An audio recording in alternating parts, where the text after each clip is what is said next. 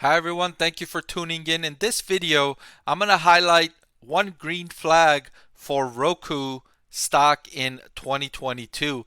And remember, so Roku sells these player units that connect to your TVs that allow you to hook up to Roku's operating system, which then you can aggregate all of your streaming services into one area and you can access them all at once. And also, Roku licenses its operating system to original equipment manufacturers, TV original equipment manufacturers, and where Roku's operating system is the default system on the platform. So why is Roku interested in getting you to connect to its operating system? Because then it earns a commission off of all of your activity while you're on its operating system, right? So if you go onto the Roku operating system and you purchase a Netflix subscription, Roku will get a percentage of that. If you purchase an Amazon Prime subscription, Roku will get a percentage of that. Furthermore, if you're on Roku's platform and you're watching its free ad-supported channels, then every time you get shown a commercial, Roku gets a percentage of that as well. So Roku just wants to get you onto its operating system because it knows that you're going to be watching a lot of content on your TV. And as you're doing that, as you're engaging with the system, it's going to be earning revenue in several different ways.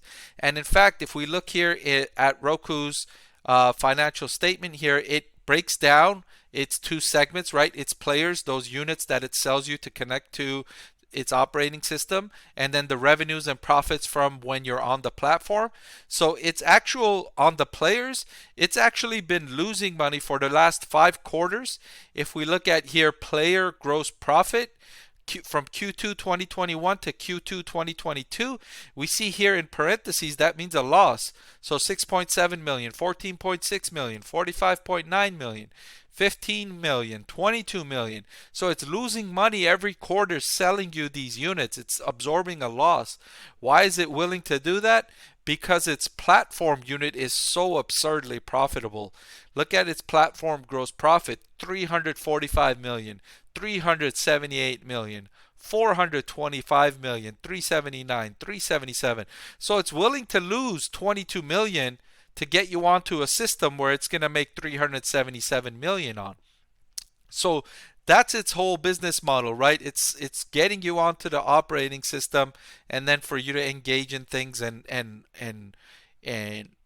interact with the system, watch content, and it will make money in that way, right? So what's the green flag that I'm highlighting? Well, previously a major streaming subscription company, namely Netflix, had been adverse to offering an ad-supported tier, but that's no longer the case. Netflix announced that it's going to launch an ad-supported tier, and that could be a big green flag for Roku because that can bring in more subscribers to Netflix, and which a lot of people, a meaningful share of people that watch Netflix, watch it through the Roku operating system. And so if people are going to be getting shown advertisements while watching Netflix, Roku's going to get a percentage of those ad revenues. So that could be a green flag for Roku. And let's just take a look at the share of US TV viewing time. And we look at, and this is according to Nielsen, the source is Nielsen. You look at Netflix share of viewing time.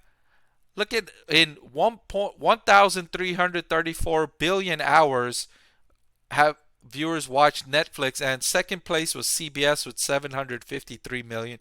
And the four others are mainly free over-the-air providers. If we look at the streaming providers, Disney Plus, Prime Video, Hulu, and Apple, all of them combined don't even reach half of the hours viewed on Netflix.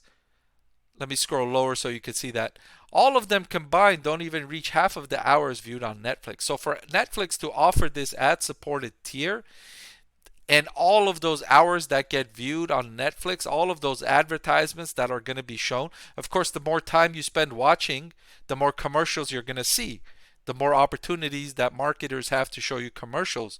So this is why it was such a big deal for Roku to have Netflix start to launch their ad-supported version. And so far, early reports indicate that Netflix will have this launch completed before the end of 2022.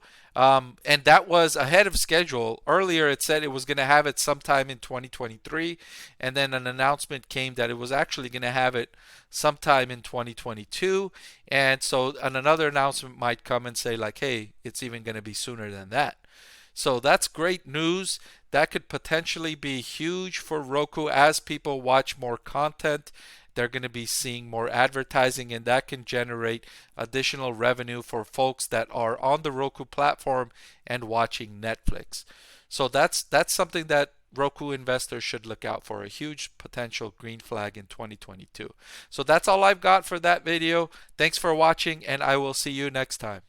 I want to thank the Motley Fool for sponsoring this video. The Motley Fool is a company that provides investing insight and stock recommendations for all investors of all skill sets and risk levels. So I'm proud to partner with the Motley Fool to bring you 10 stock picks from their popular product, Stock Advisor. Stock Advisor has beaten the market by more than 3 times. Go to fool.com/Parkev to get your 10 stock picks now.